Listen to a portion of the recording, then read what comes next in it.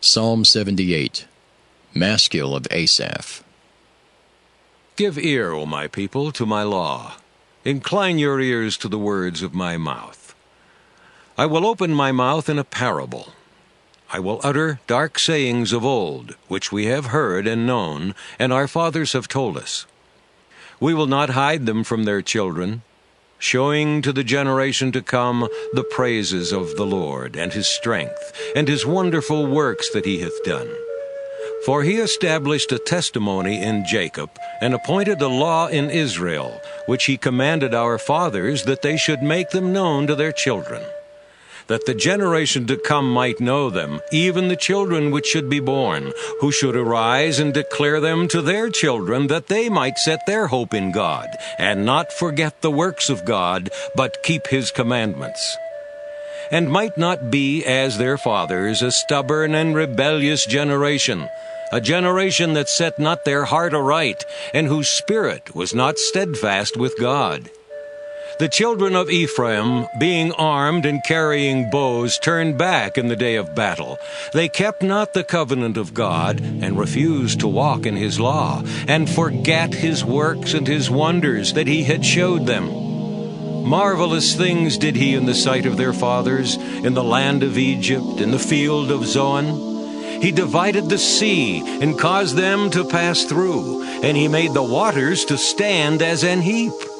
In the daytime also he led them with a cloud, and all the night with a light of fire.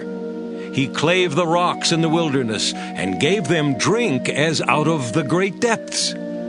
He brought streams also out of the rock, and caused waters to run down like rivers. And they sinned yet more against him by provoking the Most High in the wilderness.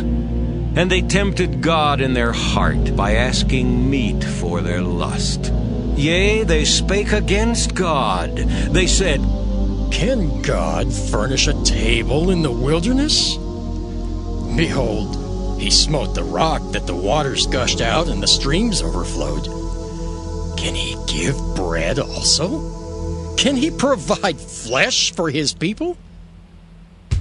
Therefore the Lord heard this, and was wroth. So a fire was kindled against Jacob, and anger also came up against Israel, because they believed not in God, and trusted not in his salvation. Though he had commanded the clouds from above, and opened the doors of heaven, and had rained down manna upon them to eat, and had given them of the corn of heaven. Man did eat angels' food. He sent them meat to the full. He caused an east wind to blow in the heaven, and by his power he brought in the south wind. He rained flesh also upon them as dust, and feathered fowls like as the sand of the sea. And he let it fall in the midst of their camp round about their habitations. So they did eat and were well filled, for he gave them their own desire. They were not estranged from their lust. But while their meat was yet in their mouths, the wrath of God came upon them, and slew the fattest of them, and smote down the chosen men of Israel. For all this they sinned still, and believed not for his wondrous works. Therefore their days did he consume in vanity, and their years in trouble.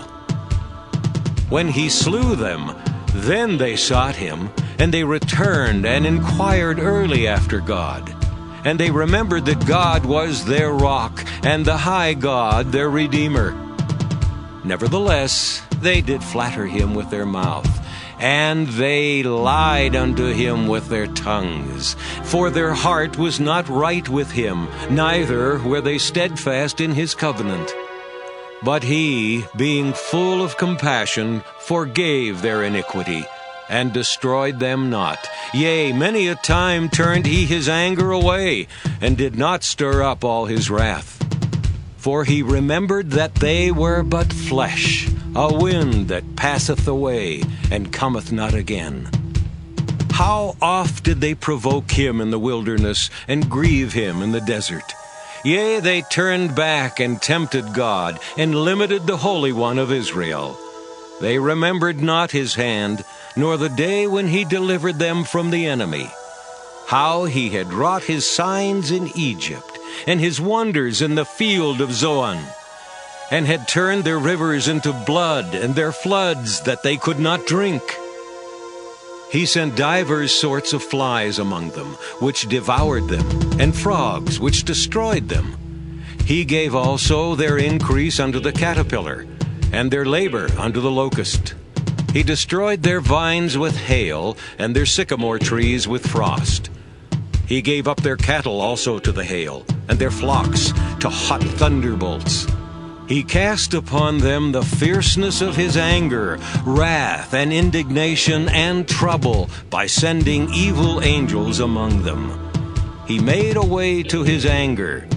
He spared not their soul from death, but gave their life over to the pestilence, and smote all the firstborn in Egypt, the chief of their strength in the tabernacles of Ham, but made his own people to go forth like sheep, and guided them in the wilderness like a flock.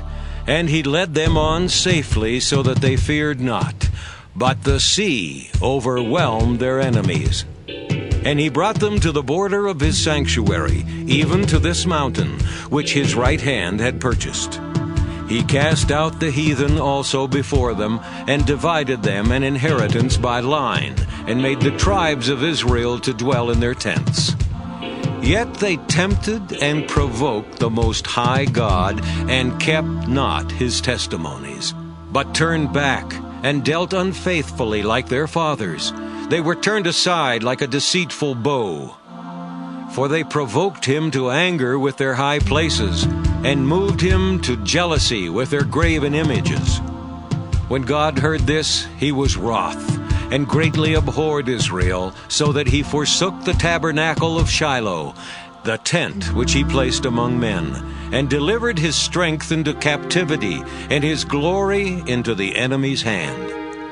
He gave his people over also unto the sword, and was wroth with his inheritance. The fire consumed their young men, and their maidens were not given to marriage. Their priests fell by the sword, and their widows made no lamentation. Then the Lord awaked as one out of sleep, and like a mighty man that shouteth by reason of wine. And he smote his enemies in the hinder parts. He put them to a perpetual reproach. Moreover, he refused the tabernacle of Joseph, and chose not the tribe of Ephraim, but chose the tribe of Judah, the Mount Zion, which he loved. And he built his sanctuary like high palaces, like the earth which he hath established forever. He chose David also, his servant, and took him from the sheepfolds. From following the ewes, great with young, he brought him to feed Jacob his people, and Israel his inheritance. So he fed them according to the integrity of his heart, and guided them by the skillfulness of his hands.